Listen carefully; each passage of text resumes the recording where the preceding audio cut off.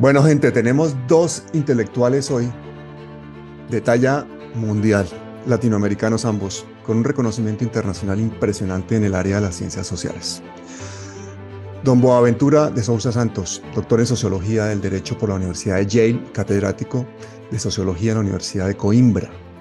Y Jorge Mahfoud Albernaz, que ya lo conocen ustedes porque ha estado en este canal antes, novelista, ensayista, profesor universitario uruguayo-sandinense, es profesor en Jacksonville y regularmente uno de los autores más críticos, más importantes con la supremacía anglosajona alrededor del mundo. Muchísimas gracias a los dos por estar. Bienvenidos. Muchas gracias, Pablo. Un placer. Gracias, Pablo, y muchas gracias vos también por compartir este programa. Gracias, Pablo. Muchas gracias. Bueno, yo estaba deseando que llegara este día porque tengo tantísimas preguntas y tanto que aprender de ustedes que yo creo que no voy a ser capaz ni siquiera de empezar ni por la primera. Tantos temas, tantas cosas, tanta sabiduría aquí reunida en ustedes dos, que es una oportunidad única. La mayor parte de las personas que ven este canal son colombianos, pero se ve también en bastantes sitios de Latinoamérica, de Europa. Entonces vamos a empezar por alguna pregunta que yo creo que nos va a empezar a centrar. Entonces quisiera preguntársela primero de todo a Boaventura. ¿Cuál crees que debería ser el papel de Latinoamérica en este nuevo contexto mundial multipolar, con un imperio norteamericano perdiendo su hegemonía y necesitado de crear guerras y crisis para mantenerla? Muy bien, Pablo, un placer enorme, Jorge, de estar aquí con ustedes y de hablar de estos temas, porque son muy importantes para nosotros hoy en día, no solamente para América Latina, sino para el mundo entero, porque estamos a entrar en un periodo de grande turbulencia. Yo acababa de ver ahora un video que está en TikTok del primer diputado en la Cámara de los Representantes en los Estados Unidos, George Santos, el primer diputado de origen brasilera, ¿no? Y que ya es conocido, esta grabación no lo había visto antes, realmente con todas las amenazas a Lula da Silva y al hecho de que el gobierno con Lula da Silva se ha aproximado no solamente de China y de Rusia, sino también ha apoyado, recibido un gran narcoterrorista, dictador que es Nicolás Maduro. O sea, Mm. el tono de las críticas a América Latina por parte de los Estados Unidos, no solamente a América Latina, sino también a los países, todos los países de los BRICS, los países que no están totalmente alineados con los Estados Unidos, están creciendo de tono de una manera muy preocupante. Por ejemplo, tenemos una ley de los Estados Unidos que African Growth Opportunity Act, que es una ley muy importante para África, porque permite que artículos africanos, productos africanos entren en los Estados Unidos, sean las tarifas, etcétera, y que va a tener una reunión próximamente, y los Estados Unidos amenazan que África del Sur, Sudáfrica, que debe salir de tener ese privilegio, y además la reunión para el próximo año no debe ser en Sudáfrica. O sea, apretar que una violencia enorme a todos los países que no están alineados. Ahora, América Latina, por su importancia y por ser su patio trasero, tradicionalmente los Estados Unidos, va a pasar por un periodo de grande turbulencia y de grandes, digamos, de grandes necesidades de diplomacia, digamos, una diplomacia muy hábil, como por ejemplo la reciente reunión de CELAC con la Unión Europea, por ejemplo, buscan de alguna manera buscar algunas alianzas para enfrentar a los Estados Unidos. Pero la Unión Europea en este momento es un continente totalmente dependiente de los Estados Unidos. Y así, lo que fue más noticiado fue que los países de CELAC aprobaron que la invasión de Ucrania por Rusia fue ilegal, excepto Nicaragua. Pero estoy seguro que el gran objetivo de la reunión era el nuevo tratado del Mercosur entre la Unión Europea y los países de América Latina, que está todavía parado porque a la Unión Europea tiene unas condiciones totalmente neoliberales que no facilitan de alguna manera estos países y que estos países reaccionen. O sea, me parece que vamos a entrar, ya estamos en una segunda guerra fría que será todavía más violenta que la anterior, más dura, y el tono de esta turbulencia va a crecer con la rivalidad entre los Estados Unidos y China. Por eso me parece que caminamos en el continente para un periodo de grande turbulencia que va a pasar por un otro periodo que tuvimos ya también desde 2009 con el golpe en contra Manuel Zelaya, que después se siguieron todos estos golpes, que ahora la América Latina está recuperando de eso de alguna manera. Tenemos las elecciones en Argentina y me parece que los Estados Unidos se están a posicionar de una manera muy dura para este nuevo periodo y por eso no van a dar mucha libertad al continente para manejarse dentro de un mundo que para los Estados Unidos es unipolar o debería ser unipolar y para toda la gente en el mundo es ya multipolar, no es unipolar, es multipolar. Entonces hay aquí una coincidencia, una disonancia cognitiva que los Estados Unidos no puedan aguantar, y eso me parece que es una señal de turbulencia en camino para todos los países de América Latina. Jorge, te hago la misma pregunta y te la amplío. Y la injerencia norteamericana en Latinoamérica a través de los organismos como la OEA, USAID, Banco Interamericano, ONU, Comando Sur, OTAN, ¿cuál debería ser nuestro papel como región ante ese intervencionismo y ante esa épica situación que ya se prolonga realmente 200 años de dependencia a ese fanatismo que empezó, como tú bien lo explicas en tus libros, en Inglaterra, que ha continuado en Norteamérica y que termina convirtiéndonos en su patio trasero? Sí, y si vemos otra vez la historia, tanto la historia del nacimiento del capitalismo anglosajón a principios del siglo XVII, XVI, XVII, y América Latina, está clarísimo globalmente y específicamente en América Latina que todas aquellas regiones que tuvieron algún grado de independencia fueron aquellas que se independizaron más y que la brutalidad y los genocidios fueron menores. Entonces, primero es una necesidad desesperada y desesperante de independencia económica, política, cultural. Boaventura insistió a lo largo de su carrera, sobre todo en la decolonización del pensamiento, pero también hay que decolonizar la sensibilidad y las instituciones, etc. Es decir, la independencia es fundamental. Ahora, ¿cómo se logra independencia cuando el sur global ha estado estratégicamente fraccionado? Todos los grupos de países no alineados durante la Guerra Fría, desde de Indonesia hasta los proyectos de uniones panafricanos, etc. El último del cual fue el de Muammar Gaddafi, ya saben cómo terminó. Todas fueron boicoteadas ya desde el siglo XIX con los fraccionamientos, el fraccionamiento de América Central, la balcanización de toda esa área, la destrucción del sueño de la patria grande de Bolivia, etc. Todo ese fraccionamiento ha sido muy funcional a las grandes potencias extractivas, vampirizantes de recursos naturales y de recursos humanos. Entonces, ¿cuál es la forma de lograr esa independencia? Bueno, a través de uniones. ¿Por qué? Porque no tenemos en el sur global una fuerza de coacción política, ni que siquiera militar. Entonces no queda otra que lograr la independencia a través de uniones. Insistir sobre uniones, pero repito, esas uniones fueron boicoteadas, destruidas y costó sangre, sudor y lágrimas a África, América Latina, etc. No, China fue la excepción. ¿Por qué?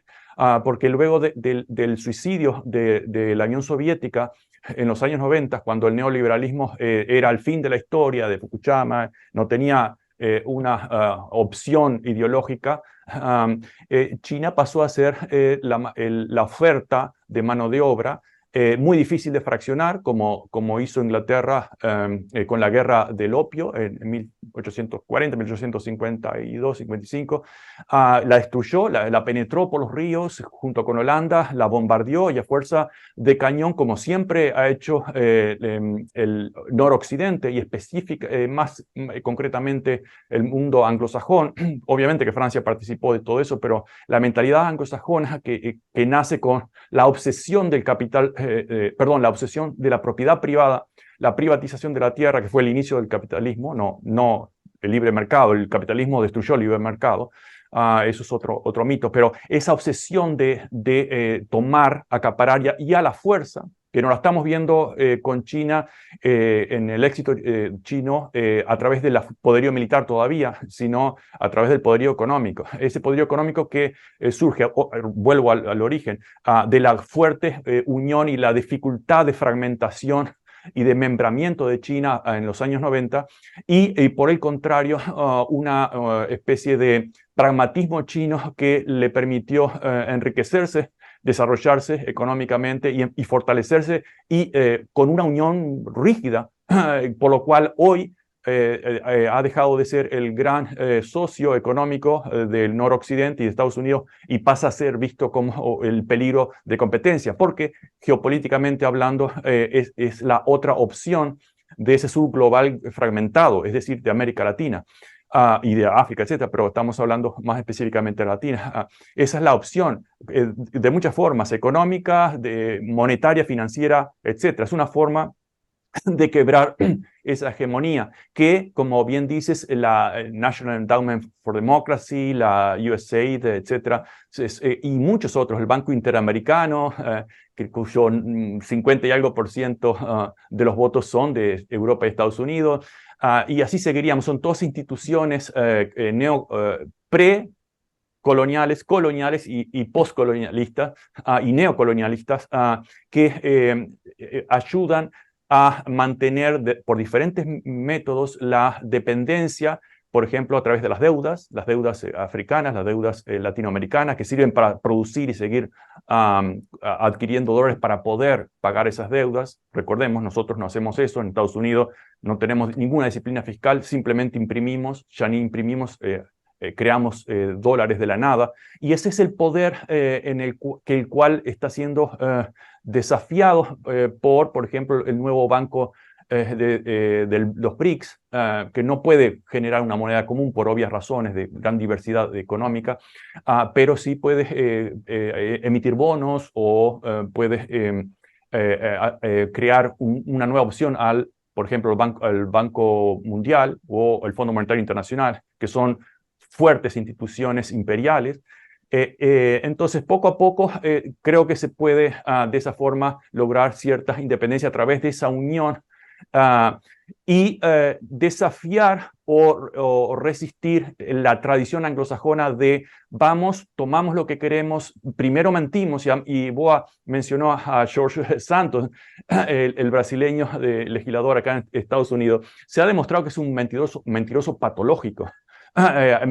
Por todos lados que va miente, hasta en su currículo ha mentido, está absolutamente demostrado. Pero la mentira patológica ha sido una larga tradición, por ejemplo, de la CIA o de Kissinger. Es parte de la estrategia de mentimos, creamos una bandera falsa, nos atacaron, debemos defendernos, y lo que importa es, en el mundo protestante, la palabra, el verbo creó el mundo, y nosotros lo manipulamos y lo administramos. Bueno, también eso es parte de la necesidad de decolonización, es de desafiar esa narrativa que mantiene a muchos países colonizados a través de sus élites, sus oligarquías, por ejemplo. Y en el caso de esos cipayos que tenemos aquí en Estados Unidos, que necesitan ser 200% estadounidenses para que lo consideren un 80% estadounidenses, como Santos, como Marcos, etc., son aquellos que luego acusan a críticos como nosotros de ser antiamericanos o antiestadounidenses, lo cual, ¿por qué tenemos que luchar y rescatar palabras como la libertad que ha sido secuestrada o el concepto de uno es crítico y le está haciendo un mal a un país. Al contrario, por Dios, te estamos diciendo, despierte pueblo estadounidense, no somos anti nada, estamos a favor de nuestro punto de vista, de la dignidad de los pueblos, incluida el pueblo estadounidense que es rehén en muchos aspectos de toda esa mafia corporativa casi incontestable y muy difícil hasta de visualizar, que domina el dinero y los medios, la narrativa del mundo. El dinero a través de esos organismos de desarrollo, la narrativa a través de los mismos organismos, hablando de promoción de la libertad. La NED fue creada en los 80 por Ronald Reagan, incluso para promover y apoyar los contras, el terrorismo, la destrucción de democracia. ¿Cuándo se ha logrado la promoción de la democracia? Pero no, son los que les dan las medallas a la democracia y a la libertad permanente, la libertad, etc. Hay un claro secuestro narrativo, secuestro de ideoléxicos como palabras muy específicas, libertad, democracia, derechos humanos, en el cual debemos agresivamente desafiar y decir, no, señores, no. Basta de decir que son los campeones de la libertad, o la extrema derecha es los campeones de libertad, que apoyaron todas las dictaduras en África, en Asia y en América Latina, y son viva la libertad, como Milei en Argentina. Libertad, libertad, libertad. ¿Cuál libertad, señores? La libertad de la élite oligárquica, que siempre apoyó históricamente a todas las dictaduras que se han conocido y se conocen. Los liberales, los grandes... quienes apoyaron las dictaduras del tercer mundo, del sur global, que han mantenido a estos países totalmente vampirizados desde un punto de vista de recursos y también en sus propias ideologías o en sus propias culturas. Boaventura, siguiendo con lo que dice Jorge, entonces deberíamos migrar esta agenda latinoamericana y africana de los Estados Unidos hacia Rusia y China. Es decir, deberíamos meter más países de estos dos continentes en los BRICS. ¿Cuál es el peso real de estas dos regiones colonizadas, explotadas, violentadas en la construcción de un nuevo paradigma mundial? Mire, yo pienso que Jorge tiene mucha razón y está completamente exacto y muy riguroso sobre el pasado de todo este tipo de dependencia y de este secuestro de la narrativa democrática. Jeffrey Sachs, que es un hombre del sistema norteamericano, profesor en Columbia, que últimamente es bastante crítico de la guerra, etc., decía, no estoy seguro quién gobierna mi país. Ciertamente no es el presidente. Es un conjunto oligárquico, de hecho, de platas, de dinero, del complejo industrial, militar, y de otros que están locos y que perdieron completamente el contacto con la realidad. Mira, el problema es cómo reconquistamos una narrativa. Y yo pienso que Jorge tiene razón. Y aquí es el problema. ¿Por qué? La primera Guerra Fría, de alguna manera, los Estados Unidos siempre empieza todo el pensamiento liberal, desde el inicio, desde Descartes, de todo el pensamiento eurocéntrico, es muy binario, digamos, ¿no? Y entonces, para nos resumirmos al periodo más reciente, obviamente que el gran binario de la Guerra Fría entre comunismo y capitalismo. Y por eso son dos sistemas políticos completamente distintos y los países tenían que posicionarse, obviamente, en favor de uno y otro. En ese entonces, como sabemos, algunos países, cuando esta Guerra Fría empieza, al inicio de los 50, algunos países de África son todavía colonias. India llegó a la independencia en 1947. Y en ese sentido, y China está empezando la caminada con Mao Zedong. O sea, es un periodo donde realmente las realidades son muy distintas de las de hoy. Pero en ese entonces, lo que vemos es que es mismo necesario en el inicio que se cree un movimiento de autonomía. Y ese movimiento se va a reunir en 1955, la conferencia de Bandung, que a partir de 1961 surge la conferencia, el grupo de los países no alineados. ¿Qué era eso? De estar no alineado. Era realmente la idea, era reivindicar soberanía, básicamente, ¿no? La idea de que somos ahora países soberanos. Mira, cuando se encontraron 29 países en Bandung, algunos eran colonias, otros eran independientes, algunos muy recientes, como el caso de Ghana, estaba Nasser, estaba Tito de Yugoslavia, estaba, en fin, gente muy importante en ese momento y que fueron grandes líderes, digamos, de sus países, casi en la fundación de la nueva soberanía. Y esos países intentaron, de hecho, ganar un poco de autonomía a lo largo de los años 60, etcétera. Claro que hubo una guerra total por parte de los Estados Unidos en destruirlos, ¿no? Y cuando acaba la Unión Soviética, de alguna manera este grupo deja de ser un grupo con un objetivo muy claro que tenía entonces y pasa a ser una alianza con muy poca capacidad, digamos, de acción. Existe todavía, obviamente, y es activa, pero no es de ninguna manera con influencia. Y ahora, el binario ya no es comunismo-capitalismo, no aparece así. Aparece como democracia, autocracia. O sea, de alguna manera parece que ahora el régimen económico ya no se discute. Capitalismo, punto. Pero hay varios capitalismos. Hay el capitalismo de las multinacionales, que es norteamericano, y un capitalismo estatal. Claro, definir el régimen de China es complejo, Jorge lo conoce, sabe muy bien. Para unos es un socialismo de Estado, para otros es un capitalismo de Estado, pero sabemos que es obviamente un sistema muy distinto, básicamente porque al contrario del capitalismo norteamericano, el sistema chino controla el sistema financiero. La gran diferencia es esa. Es que no es un sistema, no está sujeto al sistema financiero global, porque este es dominado por el Estado, por el Banco del Estado, ¿no? Esa es la gran diferencia entre muchas otras, ¿no? Que por ejemplo, han salido de la pobreza muchos 50 millones de personas, o no sé cuántos en este momento, que salieron de la pobreza extrema en China en los últimos años y que ahora se aproxima de ser cerca del 30% del PIB en poder de compra de los Estados Unidos, o 40%. Entonces, me parece que ahora el binario es distinto. Y es muy hipócrita, porque realmente, como decía Jorge, ¿qué es eso? Primero, ¿es los Estados Unidos una democracia? Bien, esa es la primera cuestión. Porque Gore Vidal, que es un grande intelectual norteamericano, decía, no, los Estados Unidos no son una democracia, son una república, es otra cosa. Porque aquí el dinero manda, el dinero gobierna. Jorge está en los Estados Unidos, yo pasé la mitad de mi vida en los Estados Unidos, en Madison, Wisconsin, enseñando durante un semestre y vi cómo se degradó la vida política de los Estados Unidos en los últimos 40 años. Si no tienes dudas, degradó en términos de democracia. Yo cuando fui a los Estados Unidos, Portugal era una dictadura.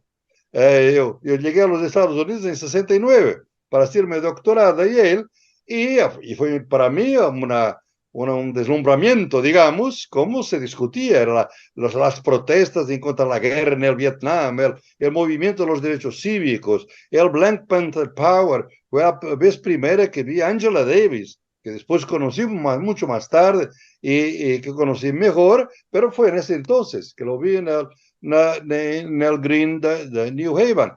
Era un momento de gran efervescencia democrática, obviamente, pero con mucha violencia, con las muertes, como sabemos, de Kennedy, de Luther King. La lucha estaba por más violenta y nosotros por lo menos nos dábamos cuenta de esa violencia, pero realmente había una violencia democrática que no existió, ¿no? Entonces, primero, no es seguro que los Estados Unidos sea una democracia, por un sentido, digamos, literal de la palabra en este momento, que es gobierno de la mayoría en beneficio de la mayoría. No es un gobierno de mayoría para beneficio de la mayoría. No vemos como los salarios en los Estados Unidos están estagnados desde los años 60.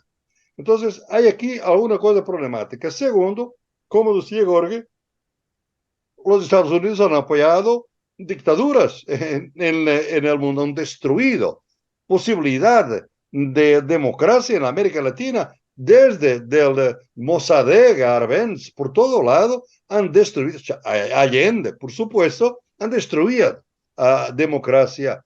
Y los países que no están alineados ahora, unos son democráticos o más democráticos, otros son autocráticos, como los quieres, pero tiene un sistema muy compatible. Tú miras a India, por ejemplo, a Sudáfrica, por ejemplo, a Brasil, etc. Entonces, el binario no funciona en este momento. Democracia.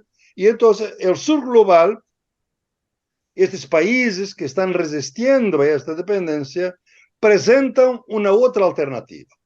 La alternativa no es democracia, autocracia. El señor Biden no nos convence. La alternativa es caos o orden. O sea, nosotros estamos luchando por una nueva orden internacional y no queremos el caos, porque los Estados Unidos lo que quieren es caos, porque cuando intervienen por guerra, como destruyeron a Siria, como destruyeron a Libia, Afganistán, Irak, a Libia. ¿Y por qué destruyeron Libia?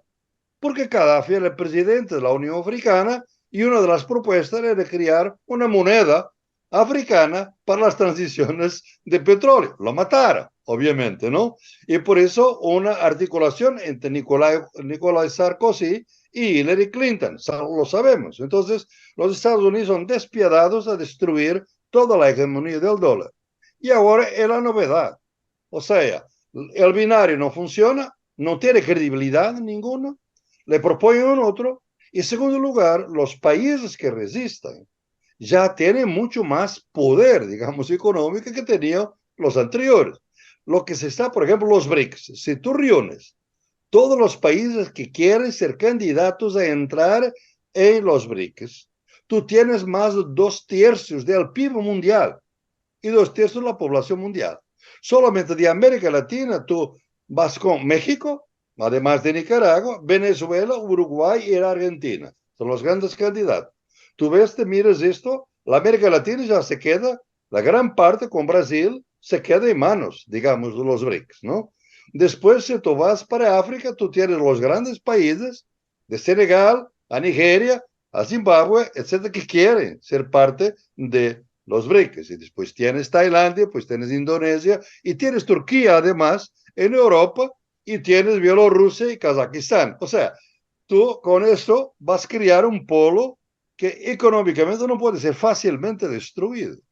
Y ahora va a ser una lucha tenaz. La única arma de los Estados Unidos es la guerra, porque es la única que tiene. Y por eso, cuando nosotros somos en contra de la guerra de Ucrania, no, la continuidad, yo también he sido, obviamente, he criticado a la invasión ilegal, digamos, de Ucrania por parte de Putin, como he criticado la invasión de Irak, como he criticado otras invasiones, obviamente, pero la continuidad de la guerra es lo que criticamos, porque ella podía hoy ya no haber guerra en Ucrania. ¿Y por qué tiene que haber guerra? Tiene que haber guerra para trabar a China, porque la Rusia tiene 6.000 kilómetros de frontera con la China. Y entonces tú quieres desmembrar, balcanizar a Rusia para poder destruirla, obviamente, tener acceso a los recursos naturales, como la tierra de Ucrania ya está. La tierra de Ucrania ya está en las manos de las grandes empresas del agro de los Estados Unidos, ¿no? Y esta mentira grande que cuando se interrumpe la exportación de los cereales va en contra de África y contra los países pobres. No, te puedo dar los números. Gran parte de los millones de toneladas de cereales de Ucrania van para Europa.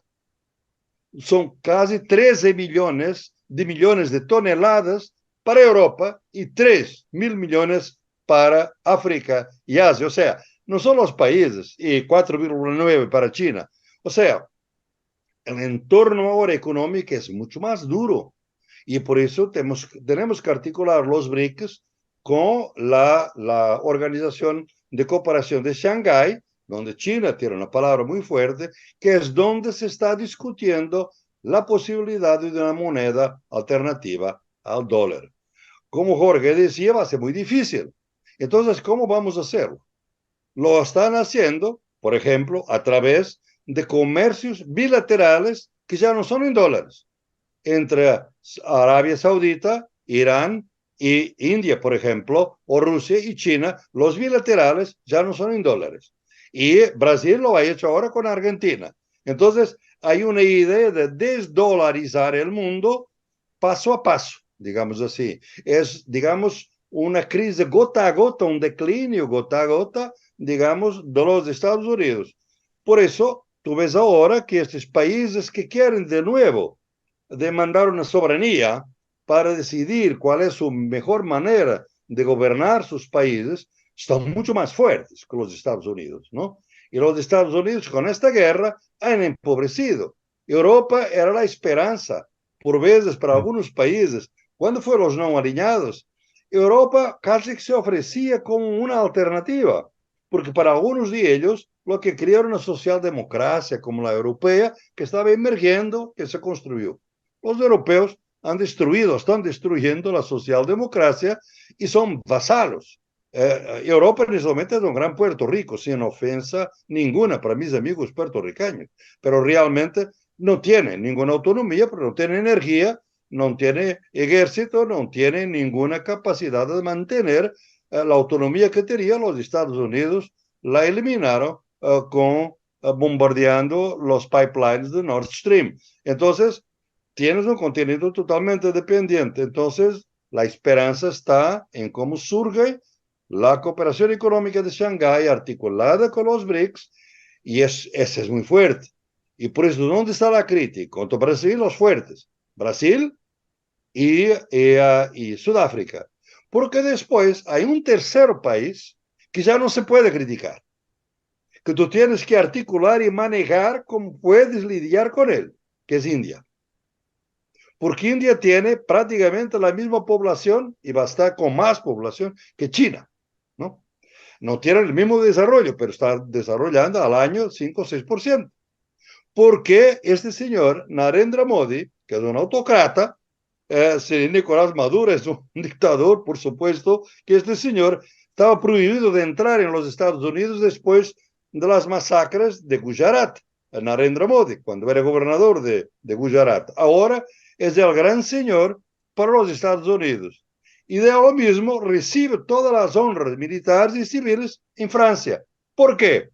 Porque ahora quieren dividir este grupo, dividiendo entre China e India.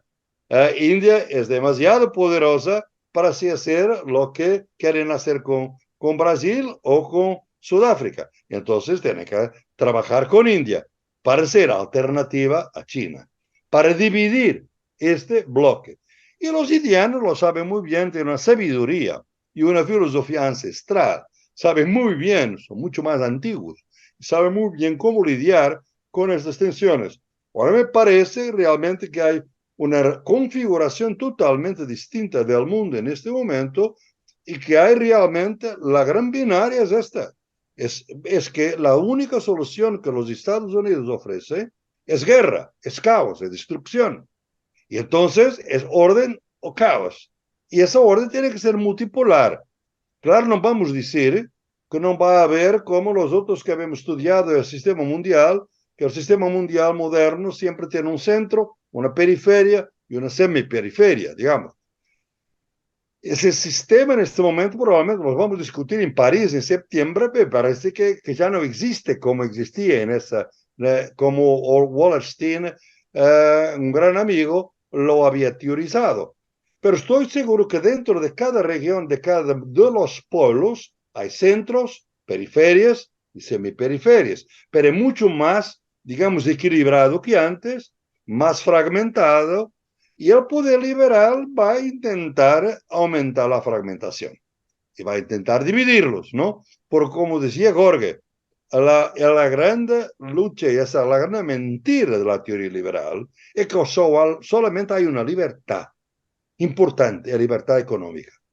Las otras no interesan. Tú tienes que defender la libertad económica y por eso puedes sacrificar todas las otras. Esto es desde Locke. Ya ves eso desde Locke, tú ves eso desde el gran teórico de la teoría liberal. Entonces, libertad, democracia, autocracia, quer dizer, libertad digamos así, económica para los grandes intereses de los Estados Unidos o no. Entonces me parece que vamos a entrar las condiciones de lucha son muy distintas en este momento, ¿no? Y por eso los Estados Unidos, con un declinio total, que están de la calidad de vida, por ejemplo, tú mira lo que está pasando ahora con las elecciones, hasta 24, lo que va a darse con Donald Trump, no sabemos lo que va a pasar, pero qué alternativa tienen los Estados Unidos entre un Biden y un Trump. O sea, pueden surgir otras y están surgiendo otros, ¿no? Y Jorge lo sabe mejor que yo, pero realmente es un centro que no sostiene, como decía Yates, o sea, un centro que ya no tiene poder para mantenerse, sino por la guerra. Guerras que pierden siempre y que además salen cuando quieren. Por eso los Estados Unidos van a salir de la Ucrania cuando quieren, como hicieron en Afganistán. Salen de Kabul y se van. Y van a salir de Ucrania cuando les sea conveniente, cuando ya no haya otra solución para ellos, ¿no? Y no van a pedir autorización a los europeos. Van a salir cuando quieren y van a entrar cuando quieren, obviamente, ¿no? Como están haciendo ahora. Entonces, este padrón, y ese es el problema de Europa, como tú sabes, es porque la pregunta que hace Jeffrey Sachs para los Estados Unidos es que la hacemos ahora en Europa. ¿Quién nos gobierna? Porque en Europa, porque tenemos países, estados, ¿no? Unos más cercanos a la política de los Estados Unidos, otros un poquito más distantes, muy poco, pero en la Unión Europea son estos señores de la Comisión, este Joseph Borrell, es que esa persona ridícula, son esos, Ursula von der Leyen, que es la ministra de Defensa de los Estados Unidos. O sea, no sabemos realmente quién gobierna en este momento Europa. Europa perdió completamente sus posibilidades de imperio y tienes esta narrativa patética de la Inglaterra, que ya no es centro. Desde el fin de la Primera Guerra Mundial ya no es centro de nada. Es un imperio en declinio desde el fin de la Guerra Mundial que sigue pensando en términos imperiales. Y cuando los Estados Unidos necesitan, él ahora es realmente un socio joven de su antigua colonia. O sea, cuando los Estados Unidos quieren impedir la paz en Ucrania, 2 meses después de la guerra ter empezado, ¿quién va a Kiev? Decir a Zelensky, no queremos paz, queremos que continúe en la guerra. Boris Johnson. O sea, los Estados Unidos envían la antigua colonia, manda su antiguo colonizador a mantener los intereses de los Estados Unidos. Ese es el ridículo de la situación, pero no es ridículo porque es trágica y implica muerte para mucha gente y para el mundo en general. Imagínate, Pablo, cómo podemos pensar en transición energética, por ejemplo, ahora que todos los recursos que iban a la transición energética están canalizados para la guerra en Europa. Ya todo se acabó.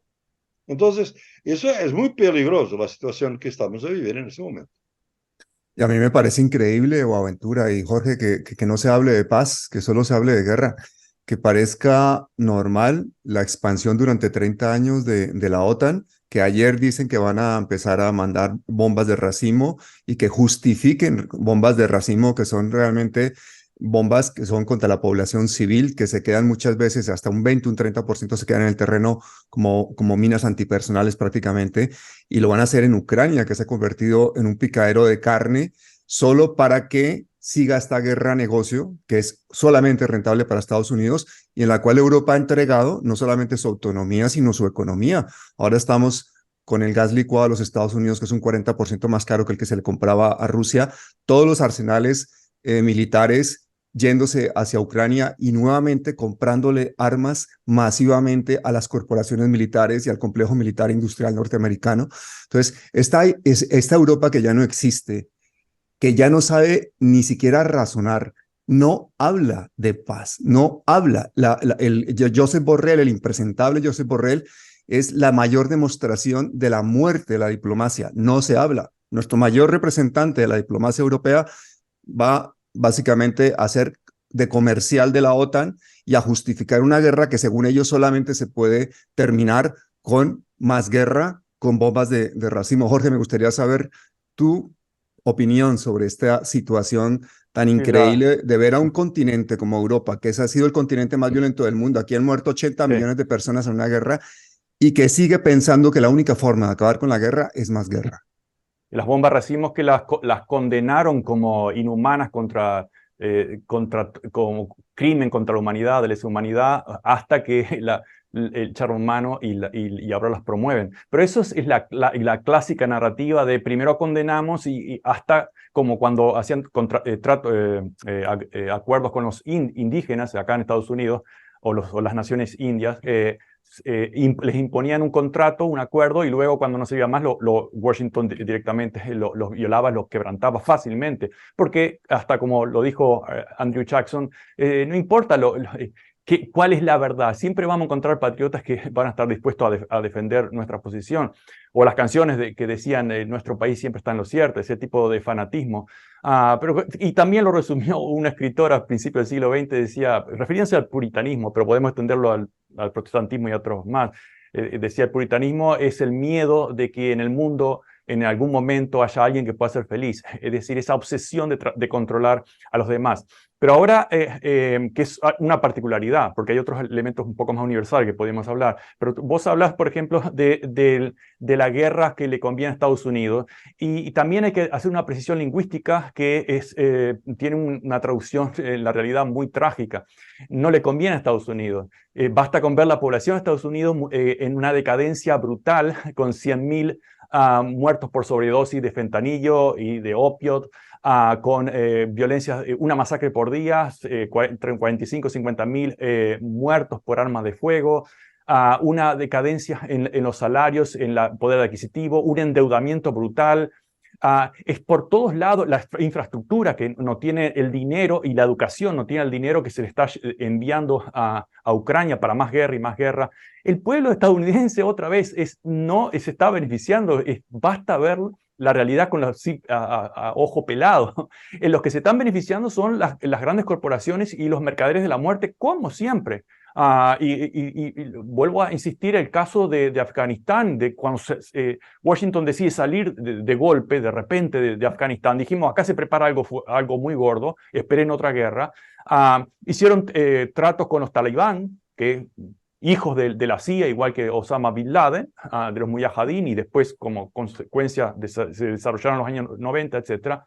Y acá incluso muchos de la extrema derecha apoyan directamente a los talibán, lo han dicho explícitamente, grupos de milicianos de extrema derecha, muy conservadores, cristianos acá, porque todos los talibanes por lo menos tienen el concepto de Dios y etcétera, etcétera. Bueno, son la misma cosa, nada más que están del otro lado. Entonces, el pueblo estadounidense no es el que se está beneficiando, pero él se cree, así como se cree la historia de la Unión. Un país brutalmente fraccionado racialmente, económicamente, necesita vender el discurso de la Unión en el nombre Estados Unidos, estamos unidos, el discurso de la Unión, unión, unión, unión, no es verdad. Acá lo que ocurre es lo que decía el gobernador James Glenn a mediados del siglo XVIII. Mi trabajo aquí ha sido siempre promover el odio entre indios y negros, por obvias razones.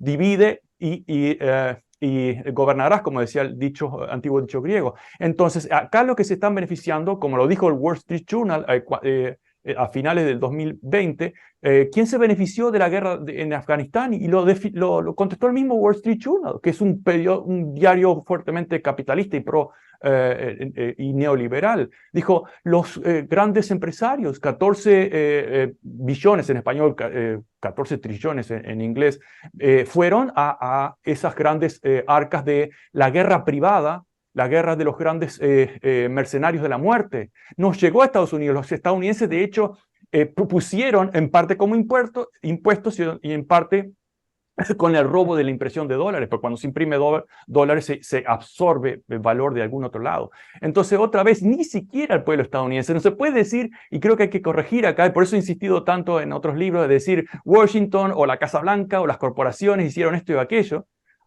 Cuando mis estudiantes dicen, que no sabía que nosotros habíamos hecho eso en Chile en 1973, y le digo, ustedes no lo hicieron. El problema es cuando asumen que fueron ustedes no eran ni siquiera nacidos, y luego pasan a defenderlo.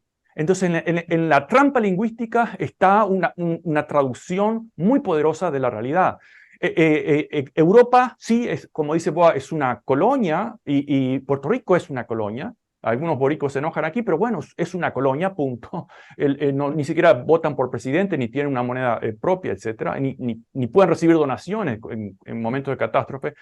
Son colonias. En el caso de Europa, es verdad lo que dice Pablo, que es el continente más violento, pero además, tanto Estados Unidos como en Europa, cuando no pudieron exportar la violencia, la consumieron internamente. Eso pasó, por ejemplo, en Estados Unidos. Siempre fue violento, pero la violencia no fue tan alta cuando se exportaba violencia, porque al exportar violencia aparecía el concepto de patriotismo, de unión, debemos estar todos unidos, es decir, afuera los críticos, a pesar de que se estaban suicidando. Bueno, Europa en este momento no tiene las colonias, no está vampirizando tan fácilmente como lo hacía antes, y por lo tanto, claro, su nivel económico y su estatus empieza a decaer, pasa a ser una colonia de Estados Unidos por su poderío militar, como bien dice Boas, un poderío militar incontestable, pero que nunca ha ganado ninguna guerra. De hecho, se dedicó a lo largo de la Guerra Fría y antes también, pero con las guerras bananeras, obviamente, invadían países que no tenían ni armas para defenderse. Y en la Guerra Fría lo mismo, Granada en el año 83, Reagan invadió en el año 83 para rescatar a los estudiantes que decían, los estudiantes de medicina estadounidenses, no, a nosotros el gobierno no está amenazando para nada, no, igual tienen que irse porque vamos a liberar el país. 100.000 habitantes, una isla que casi no se ve en el mapa. Y esas fueron las ganancias, porque incluso dentro del gobierno le decían, señor presidente, necesita ganar una guerra cualquiera sea, y era o Granada o Nicaragua, dos pequeños países, para reivindicarse ante la terrible derrota de Vietnam, que se sumó al fiasco de la derrota en Cuba, etc. Es decir, siempre es la guerra como recurso económico para succionar riqueza, tanto de las colonias como internamente de Estados Unidos, de la población, a través de impuestos. La guerra de Corea, por ejemplo, ¿por qué la guerra de Corea fue tan brutal? Produjo un boom económico en los años 50 porque existía un déficit y había que eliminar ese déficit y convertirlo, perdón, existía un superávit. Después, a principios de los 50, había que eliminar ese superávit a través de un déficit, es decir, déficit del gobierno es superávit de las empresas privadas, y lo mismo con todas las demás guerras. Siempre la empresa privada, la corporación, que es la que realmente gobierna Estados Unidos, que pone presidentes o representantes, y si no los pone, los presiona, los chantajea como quiere, que esa es la democracia estadounidense. Que debería ser mucho más crítica, pero ¿qué pasa? Cuando aparece un crítico se lo demoniza como el demonio, como decía antes. Otro elemento del caso de China. China posee un gran surgimiento económico, una gran influencia económica en África, en América Latina, creciente, como respuesta a la hegemonía del dólar. Fantástico. Su poderío militar es todavía inferior al de Estados Unidos, pero está creciendo. Pero a Estados Unidos le queda esa carta que jugar y lo hace aún más peligroso. Un imperio cayendo, como decía Tucídides, y otro surgiendo, es una receta para un gran conflicto militar. Pero además, si sumamos el hecho que Estados Unidos, su economía está achicándose, su condición social va a ser cada vez más delicada internamente y políticamente, pero todavía su ejército sigue siendo uno de los más caros y con mayor tecnología del mundo, va a jugar esa carta de alguna forma, va a seguir provocando no solamente la guerra en Ucrania, que fue planificada prácticamente desde los años 90, con Wyszynski, ya lo dijo en un artículo, Ucrania va a ser la próxima de la OTAN, y además le puso fecha en la segunda década. Es decir, ya estaba todo planificado, lo mismo, hasta la misma CIA, el mismo Kissinger y Noam Chomsky, más o menos simultáneamente lo dijeron, quieren guerra con Rusia, 2015 fue, después de Crimea. ¿Quieren guerra con Rusia? Bueno, continúen expandiendo la OTAN y es guerra segura. Y eso es dinero seguro para las grandes corporaciones. Ahora, y termino con esto, así como no somos, o yo no soy anti ningún pueblo, sí soy antiimperialista, pero no anti ningún pueblo, tampoco pongo las manos por ninguna gran potencia. El caso de China, que es una opción válida para desarmar el mundo unipolar.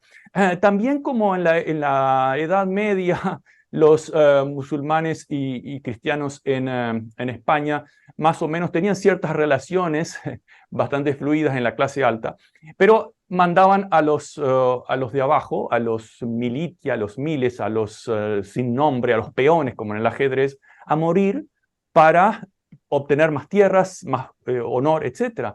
Más o menos es lo que está funcionando en este momento. Los pueblos se están envenenando con ese discurso bélico. Han inventado a China acá en Estados Unidos como el gran enemigo. Pero ¿cuál es el problema con China? Que haya tenido éxito económico. ¿Cuál ha sido la agresividad militar de China? Prácticamente ninguna. Va a serlas en algún momento. Pero Taiwán no ha invadido China Taiwán, a pesar de que hace 50 años que considera que es parte de China, es parte, la política del déjalo ser. No lo reconocemos, pero tampoco vamos a actuar. Y va Nancy Pelosi a China hace un par de años a provocar más, a remover el problema de Taiwán. Oh, China está por invadir Taiwán, vamos a vender más armas. Y tarde o temprano va a haber un conflicto ahí también, igual que en Ucrania. Entonces, el negocio, la guerra, es el mayor crimen universal y tiene la mejor prensa porque quienes se benefician de esa guerra también son los dueños de la prensa de muchas otras formas, directamente o indirectamente a través de los anuncios o de la influencia, no solamente en el mundo, en el llamado llamado primer mundo, sino incluso hasta en el tercer mundo.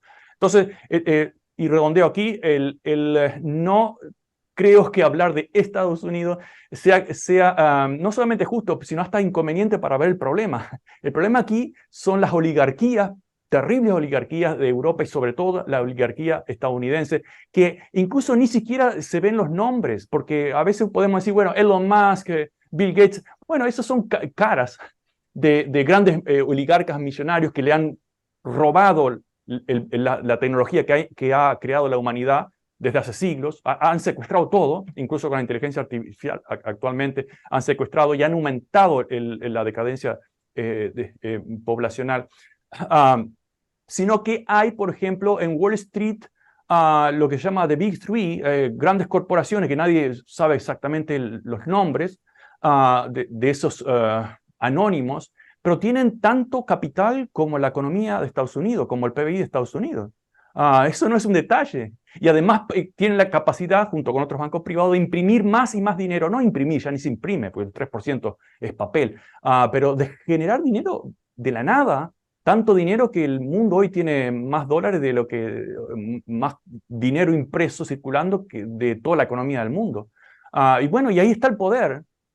Y se benefician, repito, se benefician mucho, entre otras cosas, no solamente del conflicto militar, sino de la manipulación narrativa, hasta una simple palabra como decíamos hoy, libertad, democracia, etcétera, pero incluso hasta la simple palabra Estados Unidos, de meter Estados Unidos como un individuo, cuando está totalmente fraccionado interiormente, y aquellos que están debajo, que están endeudados, que no tienen nada, y que están siendo robados de generación tras generación, se ponen de lado de nosotros, tenemos que luchar y vencer a China, etc. Bueno, totalmente manipulados desde la cultura y desde los medios. Y desde la palabra, como dices tú, también lo dijo Boaventura hace unos minutos, que esto es una batalla por el relato. Entonces Boaventura, tú que has trabajado tanto en la descolonización del saber, quisiera preguntarte, bueno, esta batalla por el relato, por la narrativa, que hasta ahora estaba monopolizada por la derecha, lo cual ha contribuido a legitimar las mentiras del neoliberalismo y de los privilegios de las élites. ¿Hay alguna esperanza de que esto cambie con los gobiernos progresistas, con las redes sociales, con la participación ciudadana? ¿O estamos condenados a ser irrelevantes y manipulados y a seguir siendo pues los que ven cómo los vencedores escriben la historia? Esa es la gran pregunta, Pablo. Esa es la gran pregunta que la hago todos los días, ¿sabes? Porque hay continuidades y hay discontinuidades. Por ejemplo, estaba escuchando muy bien lo que Jorge estaba diciendo y volviendo a tu pregunta de la paz, por ejemplo, cuando se habla de paz, ¿bien? Nosotros en Europa, y yo cuando ayudé a fundar el Foro Social Mundial en 2001, por ejemplo, nosotros organizamos de alguna manera ayudamos a organizar 15 millones de personas en la calle en contra de la invasión de Irak. Fue una cosa monstruosa en todos los países de Europa. Y a pesar de Durão Barroso, que es el portugués, que era el comisario de la Unión Europea, ser en favor, y Aznar en España de la invasión, los países estaban en contra. Y el pueblo estaba en contra. Y había un movimiento por la paz, ¿no? Fuerte en Europa. Y la gente en el mundo siempre pedía, porque después de 78 millones de muertos en dos guerras del continente más violento, realmente hablar de paz es la palabra normal que deberíamos tener, ¿no? No se escucha la palabra paz hoy. Nosotros pacifistas somos realmente unos peligrosos, somos sospechosos, somos realmente, a mí me insultan en la prensa hegemónica, donde por veces publico artículo, logro publicar, el director del periódico al día siguiente me insulta por ser un rusófilo, porque yo que nunca he sido del Partido Comunista, pero me dice como si Rusia fuera el Partido Comunista, cuando Putin de hecho no tiene nada a ver con la derecha. Entonces, con la izquierda. Entonces, quieres ver, hay diferencias, por ejemplo, vamos a ver el inicio de la guerra, la Primera Guerra Mundial. Es una cosa muy interesante de ver, 1914, cómo se cría un entusiasmo en Europa por la guerra. Es tan difícil, yo estoy leyendo porque es un autor que he leído hace muchos años, un gran autor de Francia, que es Romain Rolland, un gran romancista, que tuvo que exiliarse para Suiza, porque era el único profesor, alguna voz pública en contra de la guerra, la Primera Guerra Mundial, y sus amigos de la Sorbona, él era profesor de música en la Sorbona, lo echaron por ser en favor de la paz. O sea, no había realmente Thomas Mann en Alemania, era en favor de la guerra. Y la guerra es la cosa mejor que deberemos tener. O sea, una locura en ese entonces de ir por la guerra. ¿Qué hablaba entonces? ¿Cuál era? Porque sí iba para la guerra. Era la idea, la narrativa entonces, era el nacionalismo. Las rivalidades entre potencias después de robar y compartir entre sí África, estaban en una rivalidad enorme las potencias y entonces la palabra nacionalismo. ¿Hay nacionalismo ahora? Bien, si hay un nacionalismo ucraniano, que es muy problemático que lo haya en esos términos, hay un nacionalismo ruso. Si hay que respetar un nacionalismo, tienes que respetar el otro nacionalismo. En Europa, nacionalismo hoy no es por nacionalismo, o sea, no hay aquí una identidad, digamos así, de soberanía, de nacionalismo, porque Europa pierde toda la idea de nación en esta lucha, exactamente que pierde las condiciones para poder tener alguna autonomía, alguna soberanía y algún nacionalismo europeo, que era la idea de una identidad, la Unión Europea, que la ha perdido completamente. ¿Por qué? Porque la Unión Europea realmente, si tú miras, la Unión Europea, toda su estructura es una estructura que no es realmente, no solamente no es democrática, digamos, la construcción de toda la Unión Europea es sobre todo por la memoria de la guerra y por los negocios. Empieza como un gran acuerdo económico, obviamente, y va a prolongarse siempre con una idea de lo que llamamos la Europa fortaleza. O sea, si tú vas a trabajar con la gente de los Balcanes, de las periferias de Europa, no tengan ninguna idea de Europa como una Europa democrática o lo que sea. No, porque la Europa ha sido siempre la Europa del norte, digamos, que ha intentado colonizar el resto de Europa hasta hoy. Como tú ves, por ejemplo, cuando fue la crisis 2011, tú leías el Der Spiegel, la revista alemana, que trataba a los griegos con toda la narrativa colonialista. Los griegos son indolentes, los griegos no saben gobernarse, les gusta el sol, les gusta el sexo, etcétera, etcétera. Todo lo que habíamos dicho de los indígenas, de los negros, etcétera. Esta lógica fue ejercida del norte en contra Portugal, España y al sur de Italia también, a lo largo de los años. O sea, hay un colonialismo interno dentro de Europa tremendo. Entonces, las tareas para descolonizar son muy complejas, y nosotros estamos en una lucha que tú puedes decir, vamos a seguir siendo irrelevantes. Mira, ¿cuál es el problema?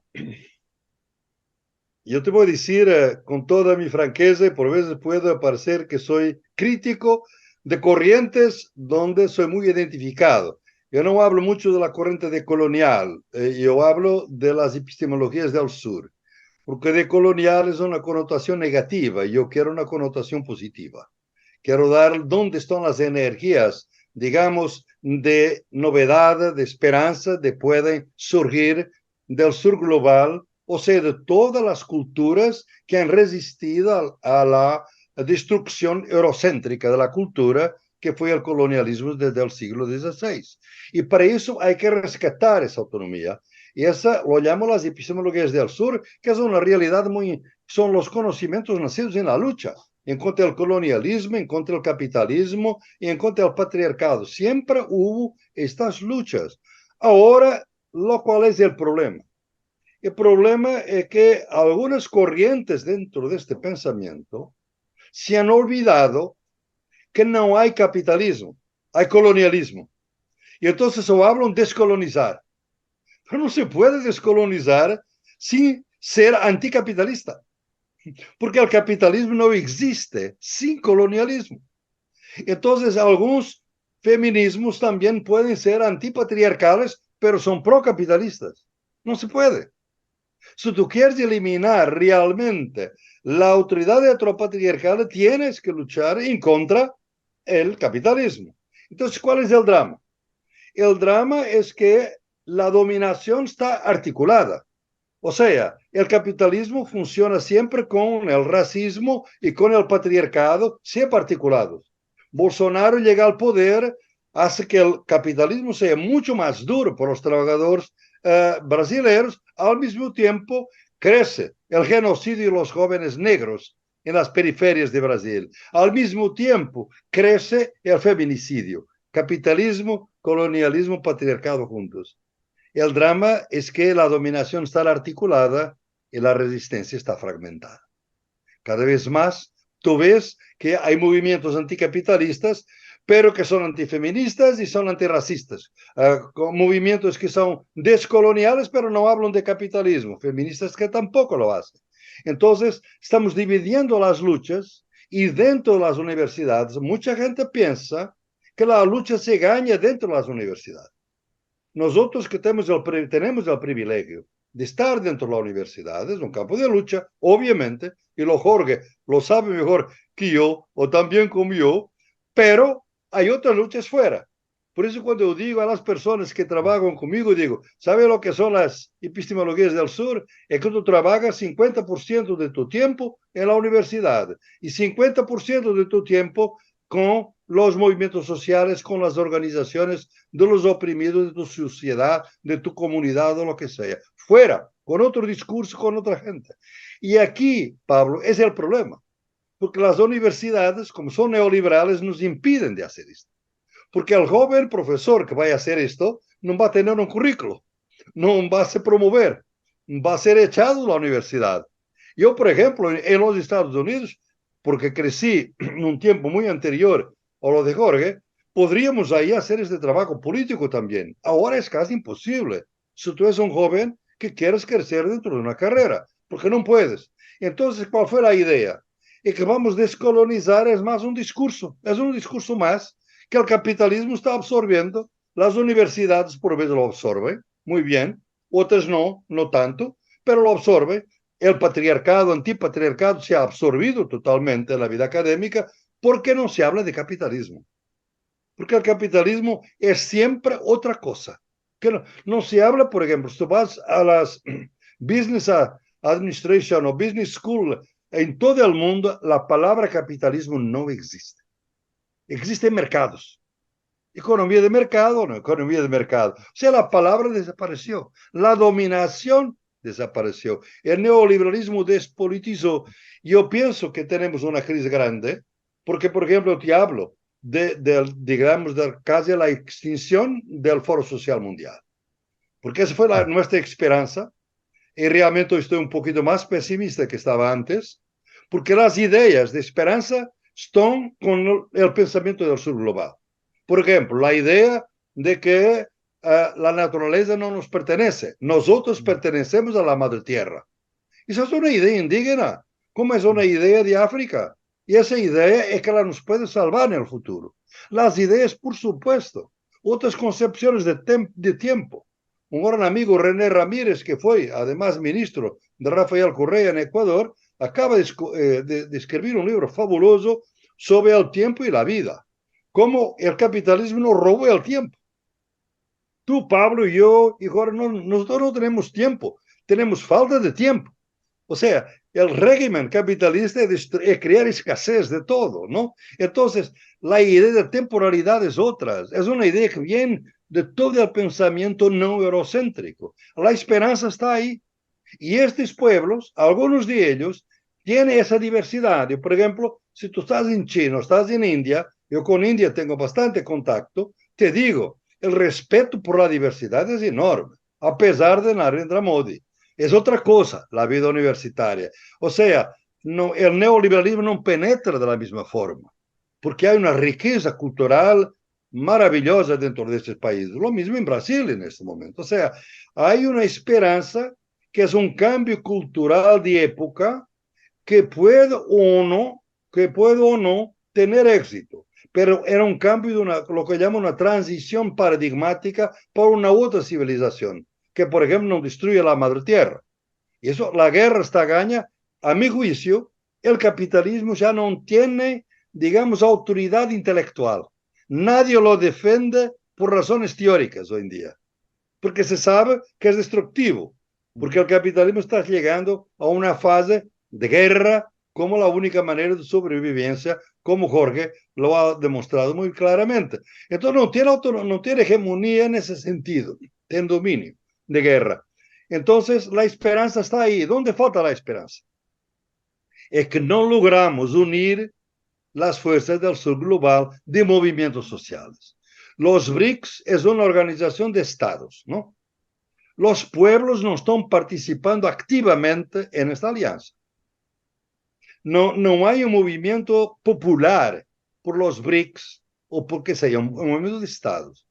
Y nosotros en el Foro Social Mundial nos destruimos exactamente porque el Foro Social Mundial acabó por ser infiltrado por las organizaciones no gubernamentales que no quieren hablar de anticapitalismo. Porque ese es el problema, Pablo. Ese es el problema. El no hablar, el decir que el capitalismo es para siempre, acabó. No hay otra solución. Entonces, fue difícil juntar gente que tiene una vocación anticapitalista con los que quieren simplemente no. La lucha es colonialismo, anticolonialismo, capitalismo, no hablamos de eso. O es feminismo, no hablamos de anticapitalismo. Y nos fuimos fragmentando. Después vino la guerra contra el terror, porque estábamos organizando movimientos que venían de varios países del mundo. La guerra contra el terror fue la gran arma para impedir que los pueblos se unan, porque los países que tienen una mayoría islámica no podían viajar. Por ejemplo, en 2016, fue el último Foro Social Mundial en que participé. Nosotros tuvimos una lucha con Trudeau, con el primer ministro de Canadá, porque fueron centenares de visas que fueron prohibidos a movimientos de India, de Pakistán, etcétera, porque eran sospechosos de tener mayorías de islámicos de terroristas. O sea, la guerra contra el terror fue utilizada para desmembrar toda la resistencia. Y por eso estamos con la dificultad de los movimientos sociales en este momento. La pandemia también empeoró las cosas y estamos a ver si se puede resurgir. Va a ser difícil. En este momento la esperanza está más con estos estados que se están organizando con más potencia económica al lado de China y con India, ¿no? Vamos a ver lo que va a pasar. Pero en ese momento el poder popular está un poco desarmado, lo vemos eso.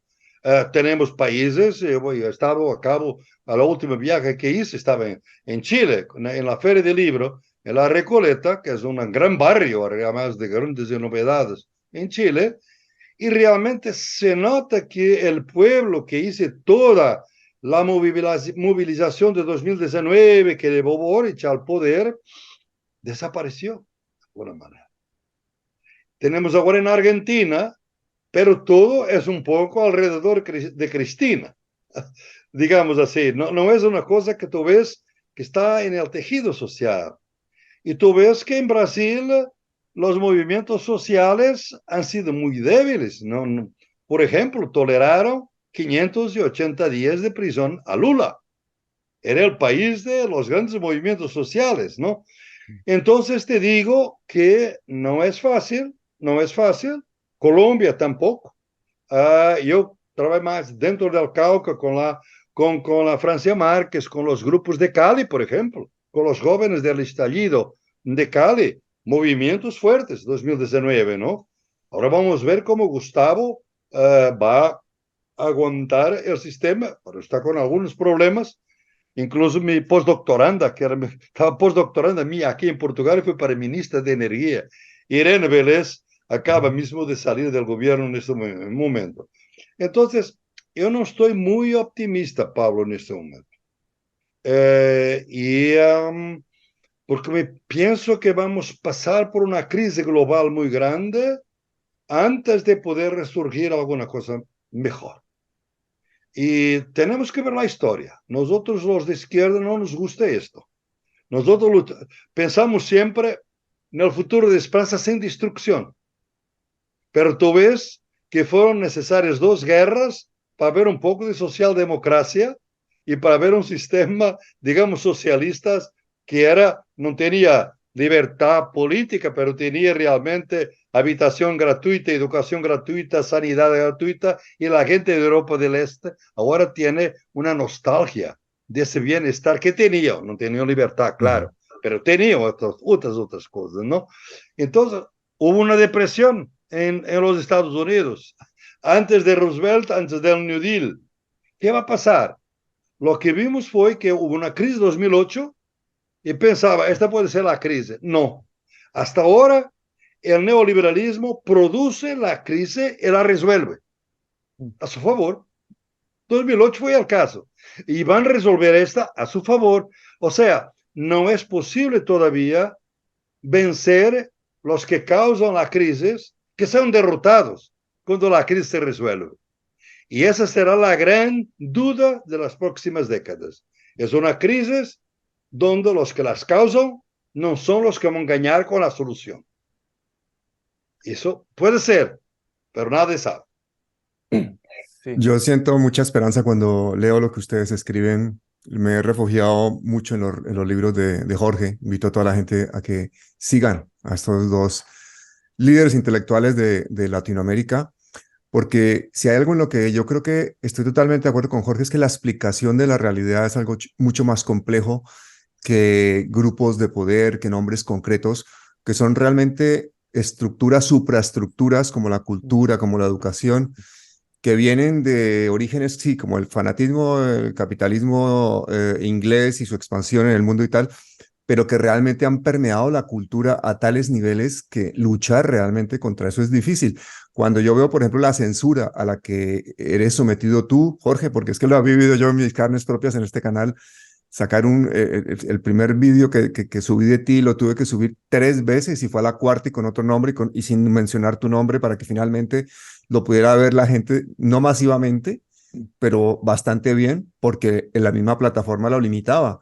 Entonces, ¿cuál es la forma? ¿Cuál es la estrategia? ¿Cómo podemos luchar desde la resistencia? ¿Cómo podemos animar a la gente de la calle, a la gente que ha sido excluida de una educación que muchas veces no comprende estas grandes conversatorios, porque precisamente se les ha excluido de la posibilidad de ser educados? ¿Cómo podemos conectar con esa gente de la calle para que se unan a esta lucha por la pedagogía, por el relato, para entender estas supraestructuras como la cultura, que son las que nos tienen realmente atados con cadenas invisibles?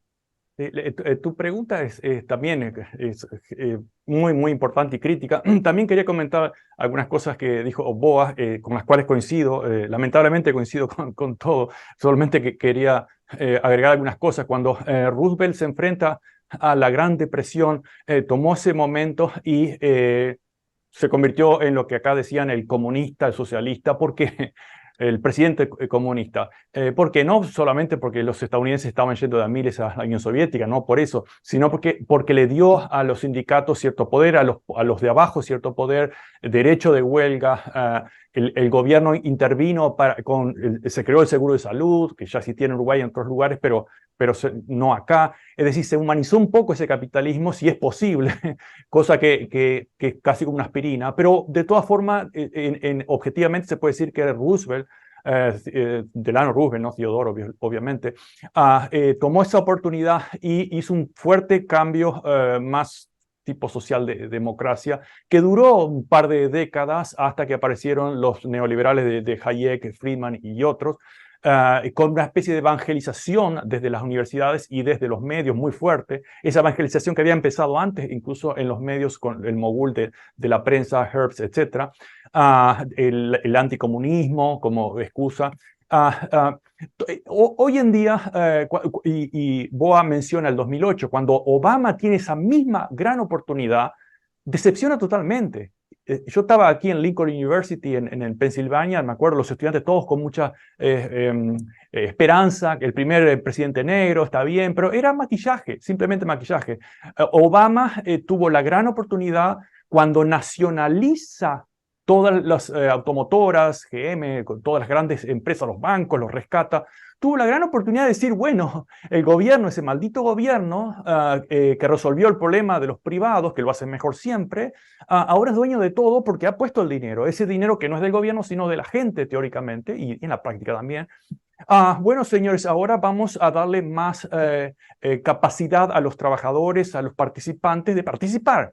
Es decir, o votar o decidir políticas internas de la empresa cooperativa o privada, como quieras llamarle, pero mayor participación.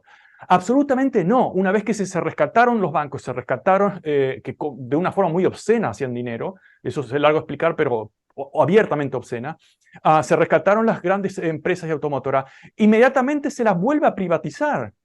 ¿Y cuál es el resultado de este momento de postcapitalismo? Toda esa gente ha amplificado sus capitales y es obvio que aquel que tiene capital, que es una microminoría en todos los países y en Estados Unidos también, aman las crisis económicas, las aman. Y la crisis económica sabemos que, lo dijo Marx antes, ya hace mucho tiempo, es una característica del capitalismo.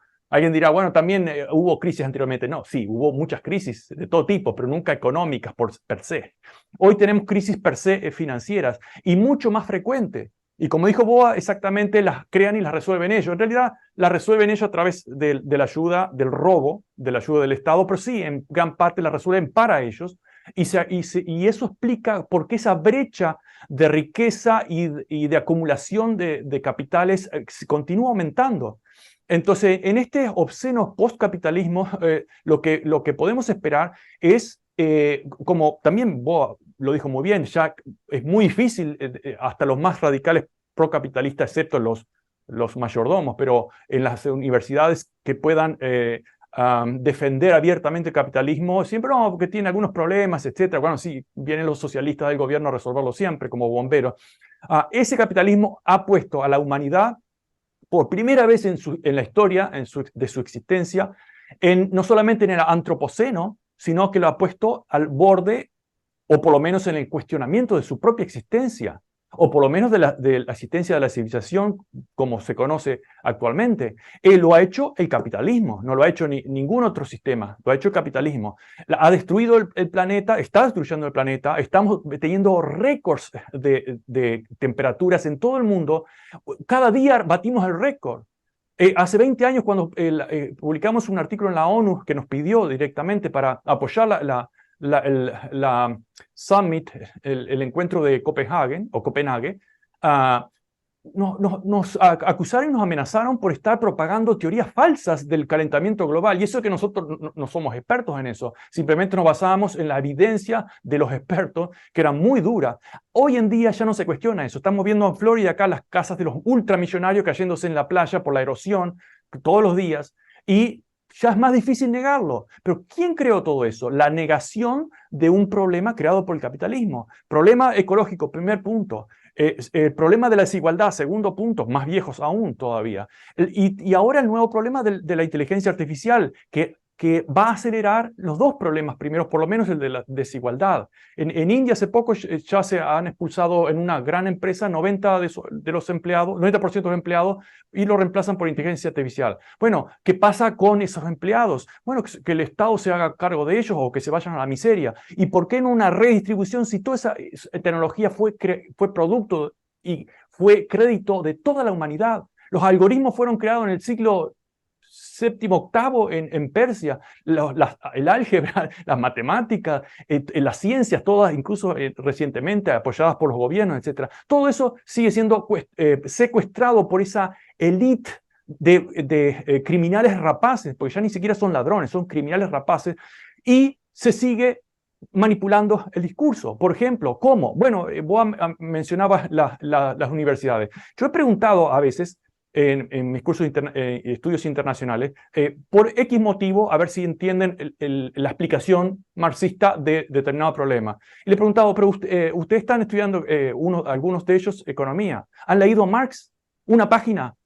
No. Agachan la cabeza como cuando en mis clases de arquitectura muestro el David de Michelangelo, porque está desnudo. Acá una profesora de secundaria perdió el empleo por mostrarlo, porque era pornográfico. Recuerdan esa situación. Bueno, esa infantilización cultural desde la universidad hasta la primaria, es una profunda infantilización donde todo el mundo está ofendido de que alguien usa la palabra negro. No se puede hablar acá en esta universidad, en ninguna de Estados Unidos, porque incluso en las universidades han expulsado, profesores han perdido su trabajo por leer textos ultra racistas donde se mencionaba la palabra negro. Uno se puede mencionar la palabra negro, ¿por qué me ofende? Bueno, debes ofenderte, esa es la idea, si quieres ver cuál fue la historia verdadera. Ahora el gobernador aquí en Florida incluso ha prohibido libros como el mío u otros, en inglés peor todavía, que hablan de la esclavitud y desarrollan la lógica de cómo el país se formó cultural y económicamente en base a la esclavitud. No se puede hablar de eso. Entonces, todos se ofenden de todo, parece que son niños de jardinera, kindergarten, no pueden ver, no pueden hablar de determinadas cosas, y así seguimos en la inconsciencia, en la negación de la realidad, porque no queremos ver, porque todo el mundo se ofende de cualquier cosa. Lo miras a los ojos y se ofende también. Entonces, no podemos en esta situación de infantilización cultural, que además es en gran medida parte de la transpiración de ese sistema económico capitalista, pero además de sus instituciones. Y termino con esto, por citar un ejemplo nada más. Se han secuestrado diferentes movimientos, desde el feminismo hasta el indigenismo, los movimientos indígenas, etcétera, que tanto vos hablas de que es necesario escuchar, ver y interactuar con ellos. Por ejemplo, claro, el concepto de la naturaleza como somos parte de la naturaleza es fundamental, postcapitalista fundamental, de eso depende nuestra existencia. Pero se lo ha secuestrado incluso la NED, National Endowment for Democracy, la USAID, etcétera. Han apoyado movimientos en Ecuador, 2010, en 2019 en Bolivia o antes incluso. ¿Para qué? Para usarlos contra los gobiernos incómodos de turno, de Rafael Correa, de Evo Morales, etc. Entonces se secuestra, se desprestigia, se delegitima, y eso es otro fuerte problema de destruir reivindicaciones que son nobles, que le ha costado al mundo siglos incluso en algunos momentos, de resistencia y de lucha, y se han sido secuestradas, manipuladas. Entonces, ¿cómo se resuelve eso? Mínimo transparencia. ¿De dónde vienen los dineros? Que haya una mayor transparencia, que haya creo que Boa lo dijo en algún momento, que las democracias se defiendan en la calle, pero la gente está tan desmovilizada, no solamente en Estados Unidos, sino en el resto del mundo, demonizada como críticos, que si criticas al capitalismo eres pro-Stalin o algo por el estilo, te demonizan automáticamente, no se puede decir, hay que decir que está todo bien, que se mueran la gente como lo ha hecho el capitalismo, ha matado varios cientos de millones de personas a lo largo de su historia. No se habla, no se puede hablar porque eso es estar en contra del progreso, del orden y la civilización. Todas esas son narrativas secuestradas y son movimientos secuestrados por la cultura, por las universidades y por las agencias secretas y no tan secretas como aquellas fachadas que disponen, como la NED, por ejemplo, de cientos de millones de dólares por año. Y estoy hablando de una pequeña, porque hay muchas otras. La CIA, como ya saben, Operación Mockingbird en el pasado, y hoy tiene aún más dinero. Pero apoyan incluso a youtubers. Pablo, si tú tuvieras algunos millones de dólares, seguramente haría este programa bastante mejor y tendrías más viewers. Bueno, ellos apoyan a varios liberales, campeones liberales, a través de becas o apoyos a la democracia y a la libertad. Bueno, en esa situación estamos. ¿Cuál es la posibilidad para que la gente se despierte? Bueno, que lleguemos a una catástrofe. Ya estamos en la catástrofe. ¿Qué falta? ¿Más inundaciones? ¿Más incendios? Ya estamos ahí. Pero no se puede inflar un globo eternamente. En cierto momento explota. La gente en Colombia, porque esto es un canal colombiano, 100%, la gente en Colombia tenemos un problema. Que va a ser una pregunta a Boaventura. Y el problema es que siempre nos ha gobernado la derecha, somos el Israel latinoamericano, y ahora tenemos un presidente de izquierdas y un gobierno que está intentando hacer unos cambios sociales con una oposición infinitamente más poderosa, que es dueña de todo en el país y que no permite hacer ningún cambio. ¿Cómo ves tú ese panorama? ¿Cómo lo analizas? ¿Cómo ves el Israel colombiano?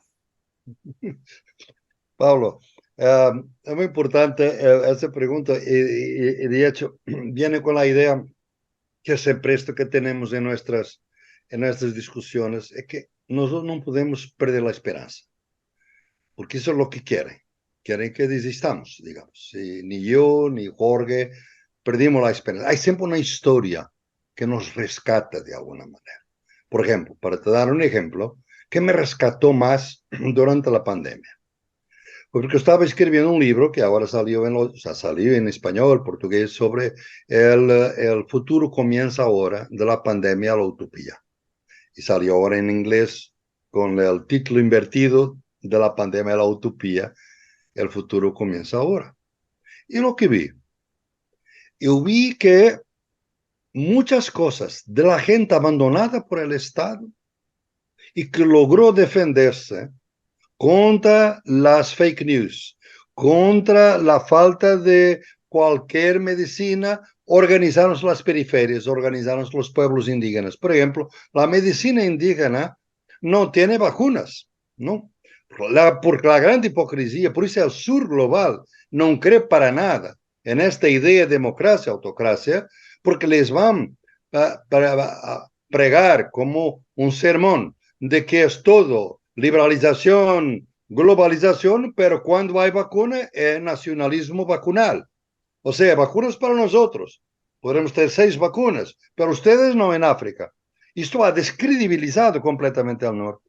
Pero la gente se organizó porque la medicina indígena, por ejemplo, en Colombia, Putumayo, donde ya estuvo varias veces, la gente publicó porque los jóvenes ya no sabían la medicina tradicional indígena, que es muy buena para crear inmunidad del cuerpo. No tiene vacunas, pero crea inmunidad. Y entonces se volvieron a sus conocimientos ancestrales para proteger sus poblaciones. Esto ha pasado en Bolivia, ha pasado en Perú, ha pasado en Brasil, ha pasado en otros países.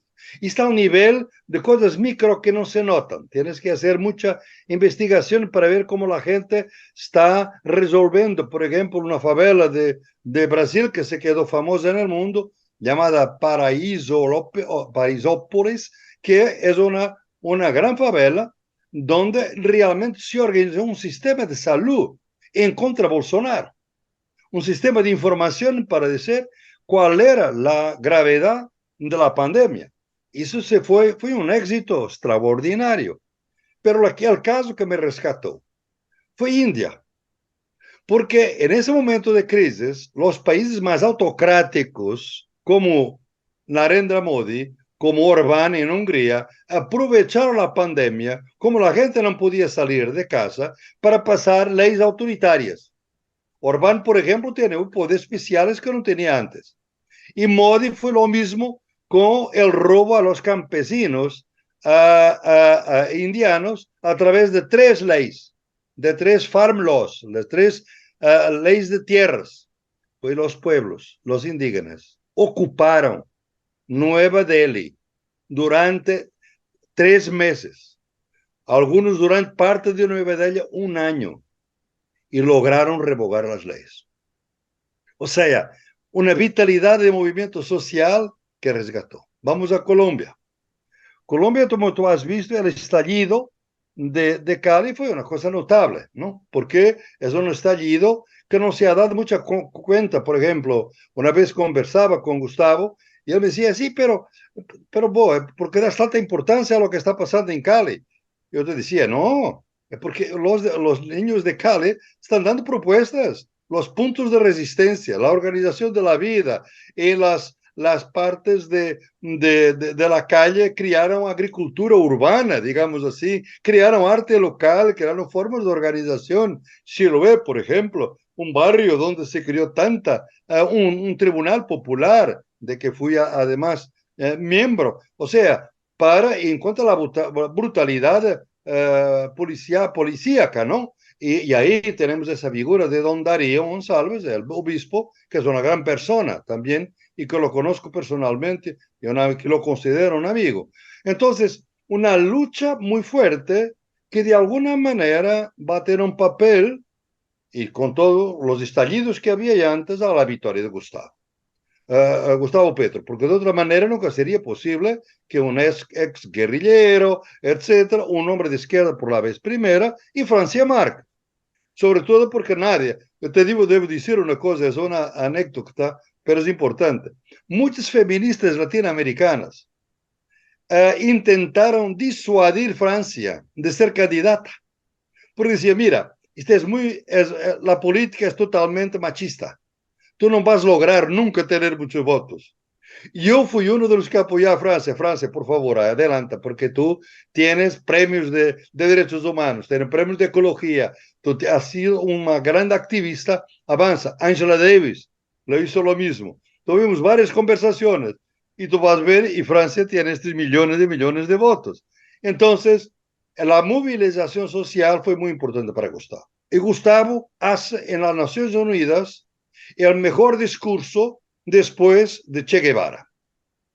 Che Guevara hizo un discurso en 62 en las Naciones Unidas a saludar los pueblos nuevos, independientes, que eran colonias, y ahora ya no eran, que fue una cosa fabulosa, digamos así, un discurso. Pero Che Guevara escribía el discurso, o sea, se estaba leyendo un discurso, ¿no? El primer discurso, hubo un segundo, ¿no?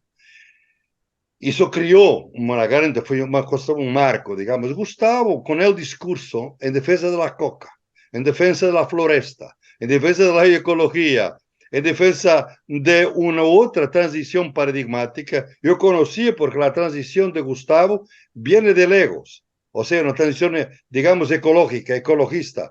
Eu lo havia visto a hacer uma charla em 2018 em Buenos Aires que me impactou. Porque realmente un marxista, digamos, tradicional de la izquierda, con un discurso ecológico muy consistente, ¿no? Y cuando él invita realmente para ministra de Minas y Energía, una activista ecológica, que Irene Vélez era profesora de ecología y de derechos ambientales en la Unival, y dice, mira, aquí hay algo de nuevo, ¿no? Entonces me parece que esa es la esperanza de la política, por veces no trae. Para mí, neste momento estamos en Colombia en un momento muy difícil, obviamente, porque tú tienes toda una oposición mediática en contra de Gustavo Petro y obviamente que hubo algunos problemas que no fueron bien resueltos. Él ha confiado, es impresionante con un hombre que es guerrillero, ha confiado en alguna gente para su gobierno que no eran de su partido, que no eran próximos y que después lo traicionaron muy rápidamente, ¿no? Hay problemas, pero Gustavo es un hombre íntegro que se está inscrito en la historia de Colombia. Gustavo Petro nunca más deja la historia de Colombia, porque ha inscrito programas de salud, tributarias, fundamentalmente, que se van a quedar de una manera o de otra. Se inscriben en la historia de un país. Por eso yo pienso que los colombianos y las colombianas los saludo, porque me parece que están empoderados, digamos ahora, de una manera que no estaban antes. Claro que sigue siendo el Israel de América Latina. Pregunta. Bien, Gustavo hace lo que todos tienen que hacer de alguna manera en este momento. Tuvo que hacer algunas transigencias con los Estados Unidos para ver si organizaba la paz interna un poco para seguir con el proceso de paz total. Y fue el ELN, que es una gran victoria, te digo, porque el ELN era más refractario a cualquier... yo fui de la Comisión de la Paz, como sabes, asesor de la Comisión de la Verdad, y la no repetición, y vi cómo fue un gran proceso lo de las FARC, lo del ELN todavía más complejo. Y obviamente que es un narcoestado. Há un deep state, digamos, en Colombia, muy poderoso, sabemos eso, ¿no? Entonces, Gustavo es lo que está mostrando, exponiendo las heridas fuertes de Colombia. Y eso para mí tiene un papel revelador y pedagógico que se puede. Sí se puede, realmente. Gustavo puede llegar, puede mantenerse. Es una pregunta que todos los colombianos y colombianas deben hacer y defenderse. Claro que Gustavo ya vio los peligros, porque se ha comparado y la comparación no fue muy feliz con Castillo. Castillo es otra cosa, no es Gustavo Petro. Gustavo Petro tiene un pasado de lucha por la dignidad, por la libertad, por la igualdad, una lucha por una Colombia mejor, que es otra cosa que Castillo, ¿no? Y pienso que Castillo cometió un error a intentar también de disolver el Parlamento. Fue casi un autogolpe que le salió mal. Yo defiendo a Castillo, obviamente, pero ha cometido errores. El problema de la izquierda muchas veces es que no sabemos criticar los errores de las izquierdas. Y por eso después cuando empezamos a criticar ya es demasiado tarde. Yo he dicho realmente para Colombia y la gente de Gustavo Petro, por favor, se pueden cometer algunos errores, pero no se pueden cometer demasiados errores. Sobre todo porque Gustavo Petro, que es el gran problema de la izquierda en América Latina, es que eleva, o sea, levanta las expectativas tan altas que la frustración después es muy alta también. Cuando no se logra, la gente cae de inmediato en el opuesto. Yo estoy a ver que en Colombia estamos en un balance de la gran expectativa para la gran frustración. Eso no se puede. Se puede hacer lo que puede, va a pasar lo mismo en Brasil. Está pasando el mismo con Boris, que ya está más en la frustración que en la expectativa y con algunas señales muy complejos, a mi juicio, ¿no? Entonces yo te digo, es un proceso de transición donde la presencia de los Estados Unidos tienen bases militares por todo lado dentro de Colombia. Entonces, tienes que saber en qué país estás, ¿no? Tú no puedes, tienes que hacer lo que es posible en este momento y aguardar realmente una otra alianza, que sea los BRICS, que sea otra realidad, y Colombia ha sido muy cautelosa en eso, para poder crear una alternativa, pero Colombia ha estado fuera de toda la esperanza en América Latina desde siempre, digamos, y sobre todo cuando empezó la primera oleada de gobiernos progresistas con Chávez, digamos, en 98, y Colombia nunca pasó lo que empezó con Manuel Zelaya y Lugo en Paraguay, etcétera, etcétera, y Lula, etcétera, nunca, o Néstor Kirchner, nada de eso, ¿no? Pero ahora, con AMLO en México, son los gobiernos de Lula, son los gobiernos que de alguna manera sostienen un poco la esperanza de alguna resistencia al hegemón, que son los Estados Unidos, obviamente, y que se puede realmente resistir con diferentes estrategias. Yo pienso que Gustavo está a aprender bastante con AMLO, más que con Lula. Todos están aprendiendo con AMLO. Todos están aprendiendo con AMLO, ¿no? Y eso es muy interesante, ¿no? Pero AMLO tiene también muchos problemas, como sabemos. Entonces, me parece que Colombia es ahora también, hay que rescatar esa esperanza, que no se va a salir nunca más. Sonia Márquez, como vicepresidenta de Colombia, no se va a olvidar de la historia de Colombia nunca más. Y eso es muy importante para los jóvenes, porque los jóvenes van a saber si una vez nosotros los oprimidos tuvimos una persona como Francia. Entonces, yo pienso que ahí hay señales para mí de esperanza para Colombia y pedir a los colombianos y las colombianas, no voy a decir paciencia, porque la cultura liberal es la paciencia, ¿no? Yo quiero la impaciencia democrática de que hablaba Martin Luther King. No podemos ser pacientes cuando la democracia nos oprime. Tenemos que ser impacientes, digamos, y querer más democracia. Pero no pasar al campo opuesto de las críticas de la semana y de todos los escándalos, porque están un poquito frustrados con los logros de las posibilidades de Gustavo.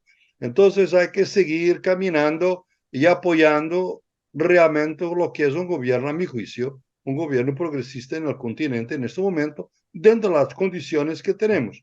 Este es mi mensaje, mi idea de, digamos, solidaridad con Colombia, que es muy grande desde siempre. Está siempre en mi corazón. Y este mensaje tuyo va a llegar fuerte, va a tener mucha resonancia. Estás en el lugar correcto, en un medio alternativo de derechos humanos colombiano. Tanta resonancia como van a tener las últimas palabras que le corresponden a Jorge, que te toca la última pregunta, Jorge. Además, te la voy Bueno, a poner difícil, te la voy a poner a tu no, altura. pero quisiera un comentario de pocos segundos. Sí, por favor, por favor. Yo estoy de acuerdo con Boas, pero hay algo que no estoy tan de acuerdo, en que cuidado, hay tantas razones para ser pesimista que no hay más remedio que ser optimista. Cuidado con Colombia. Colombia tiene una larga historia de autoritarismo pseudodemocrático. A partir de los 60, una brutal historia paramilitar. Ya hablamos de eso, bastante maquillada con el tema de la guerrilla, pero el paramilitarismo, la cultura del hacendado, es una cultura muy rígida en Colombia. Cuidado, porque en muchas partes de América Latina ha ocurrido lo mismo. El pasado vuelve. Y más cuando ha estado tan fosilizado en la cultura y en la narrativa social. ¿Cuál podría llegar a ser el peligro de Petro? Bueno, que comience a sentir estas reacciones, que están esperando nada más pequeños fracasos para tirársele encima, y él responda de una forma como respondió Lumumba en Congo, como respondieron tantos otros líderes, o incluso Hugo Chávez en el año 2002, que se le dijo, viste, fuiste demasiado abierto con la prensa, ahí tienes un golpe de Estado. Cuidado con eso, y luego va a ser estigmatizado como dictatorial, etcétera, si no lo sacan. Yo no soy tan optimista, me parece que está en una situación bastante más frágil de lo que parece Francia y Gustavo Petro, que son dos figuras fundamentales y además muy inteligentes y muy cultos. Sí, yo también estoy un poco de acuerdo contigo en ese aspecto porque la verdad es que nuestra historia, mira, ayer, antes de ayer, entrevisté a un militar que es confeso de haber hecho más de 30 falsos positivos de los más de 10.000 que hay. O sea, personas que mataba el ejército y las disfrazaba de guerrilleros para que cobraran beneficios los militares. O sea, es un caso de un genocidio, de una cosa absolutamente indescriptible y horrorosa. Aquí en este país han matado a candidatos presidenciales, a cientos y cientos de líderes sociales y a todo el que abre la boca, y muchísimas de las personas que están en el territorio trabajando simplemente con proyectos, ya no te digo ni siquiera de derechos humanos, proyectos medioambientales, proyectos comunitarios, por el solo hecho de oponerse al gran capital, al de la finca, al terrateniente, al ganadero o al empresario inescrupuloso, pues les matan. Entonces, sí, es un país en el que desafortunadamente tenemos pues una necrocracia, ¿no? Y por eso la esperanza va acompañada de una buena dosis de estrategia, de comunicación, ganar esta narrativa, este relato, yo creo que es una obligación. Por eso los medios alternativos en Colombia han terminado contándole al mundo cómo era que estaban matando a la gente en las protestas sociales y cómo teníamos este sueño de algún día cambiar el país. Colaboradores de este canal han terminado teniendo, acabo de entrevistar ahora mismo a uno, puestos muy importantes y han pasado de ser de la resistencia a manejar grandes recursos del país para ayudar a las personas y está en este momento luchando porque tiene el enemigo en el propio interior de su ministerio o en el propio funcionario que tienen al lado, porque sigue siendo toda una maquinaria clientelista que ha puesto la extrema derecha en todos los organismos de control. El propio fiscal general de la nación es un gran enemigo del presidente, la procuradora, es decir, estamos en una situación en la que tenemos un enemigo dentro, con ganas, con deseos y con sueños, y un pueblo que es terriblemente ignorante, que tiene una ignorancia política muy importante. Tenemos ahora las elecciones regionales, no sabemos qué va a pasar, pero la campaña de desinformación de la extrema derecha ha sido brutal. Han llegado a inventarse, por ejemplo, que el presidente tiene una de 5 maletas llenas de dinero, no sé dónde, que alguien las ha visto, y eso lo saca un medio que tiene millones de suscriptores de la extrema derecha sin ningún problema. O sea, tú imagínate el daño que hace eso, ¿no? Medios que tienen millones de suscriptores en el que trabajan cientos de personas y presupuestos de millones y millones de dólares. Entonces, esa guerra por la narrativa que ustedes me han ayudado a hacer hoy, me parece que es importante, han contribuido mucho. Y ahora sí te voy a hacer la pregunta de cierre y agradeciéndole a ambos la presencia, el cariño por Latinoamérica, por Colombia, sobre todo la valentía con la que en el día a día ustedes desde lo intelectual, pero también desde la resistencia, pues han contribuido tanto a la transformación de esta Latinoamérica. Entonces, Jorge, me gustaría por último preguntarte, hombre, ¿cuál es la responsabilidad que deberían asumir pues los que han sido imperios coloniales? ¿Está el mundo en condiciones de poder exigir responsabilidad histórica a los descendientes de sus esclavistas, de sus conquistadores, de sus supremacistas? ¿O simplemente miles de millones de personas empobrecidas en el mundo entero pues estaban del lado equivocado de la historia? Sí, no solamente para un tema ecológico, el cual los pobres y afectados son los que están pagando más, pero hace poco dijimos que las ideas de compensar a los esclavos en Estados Unidos por su esclavitud era razonable, que incluso aparecieron políticos importantes afroamericanos o negros diciendo que en realidad no había nada que devolver porque los esclavos, quiera sea o no, eran legalmente propiedad. Entonces, en todo caso, habría que recompensar a los esclavistas, que fue lo que siempre ocurrió. Cuando Inglaterra termina con la esclavitud, compensa a los esclavistas. Cuando Haití gana su independencia, tiene que pagar una compensación de un siglo prácticamente a Francia porque les quitó la propiedad privada y siempre la propiedad privada del esclavo.